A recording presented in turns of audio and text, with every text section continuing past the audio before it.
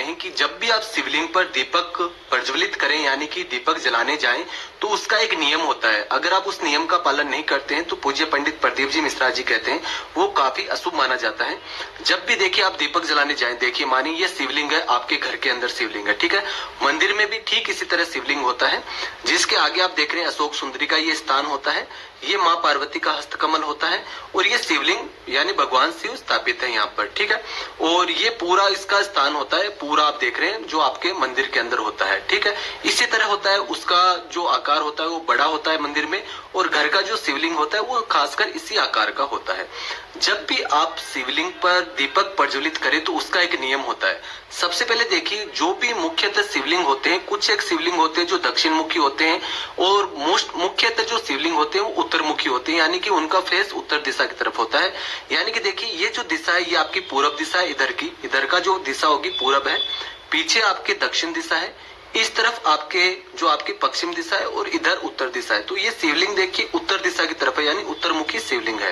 तो क्या होता है कि जो ये स्थान होता है, ये स्थान इधर से महादेव आते हैं, यानी कि उनका आगमन स्थान होता है पूरब दिशा। तो यहाँ पर खड़ा कभी भी नहीं होना चाहिए आपको। और ये जो आगे अशोक सुंदरी के आगे का स्थान है, जो जल हम चढ़ाते हैं वो आगे की तरफ जाता है, आप जानते हैं। तो आगे एक नाली टाइप की बनी होती है जिससे जल आगे की तरफ जाता है, उसको कभी भी लांघना नहीं चाहिए। यानी कि महादेव की कभी भी परिक्रमा जो मंदिरों में खासकर लगती है वो महादेव की परिक्रमा पूर्ण नहीं लगती है, क्योंकि इस स्थान को कभी भी लांघना नहीं चाहिए, बहुत अशुभ होता है लांघना। तो आगे खड़े होके तो कभी भी आपको पूजा करनी नहीं चाहिए, ठीक है। अब सबसे जो मुख्य स्थान होता है वो होता है ये, यानी कि आपका फेस जैसे शिवलिंग का फेस है उत्तर दिशा की तरफ, उसी तरह आपका फेस होना चाहिए। यहाँ आप खड़े हो जाइए और आपका फेस इधर होना चाहिए, ठीक है। यानी आप इधर देखते हुए रहने चाहिए और यहाँ पर आप खड़े होकर पूजा करें। अब बात आती है कि आपको दीपक प्रज्वलित कहाँ करना है और दीपक को कहाँ पर रखना है, ठीक है। अब देखिए कभी भी आप दीपक प्रज्वलित करने जाए मंदिर में तो दीपक, जैसे ये देखिए दीपक है, आपको पूरा नियम हम करके बता रहे हैं ताकि आपको समझने में आसानी हो। पूज्य पंडित प्रदीप जी मिश्रा जी जो आपको बताते हैं वो पूरा प्रैक्टिकली समझाने पर ही आप समझकर एक पूर्णतः उस पूजा का लाभ प्राप्त कर पाते हैं। दीपक हमेशा यहाँ पर रखें। देखिए बहुत से लोग ये गलती करते हैं कि माता पार्वती का ये हस्तकमल होता है और अशोक सुंदरी का ये स्थान होता है। जब हम मंदिर में पूजा करने जाते हैं तो ये बड़ा स्थान होता है, तो यहाँ पर वो दीपक रख के आ जाते हैं, बहुत अशुभ माना गया है। कभी भी ऐसा ना करें। आप यूं समझ लीजिए आपके हाथ के ऊपर अगर कोई दीपक रखें तो आप उसका अच्छा फल देंगे या बुरा देंगे। तो वही चीज है, यहाँ पर शिवलिंग के ऊपर कहीं भी दीपक कभी भी ना रखें।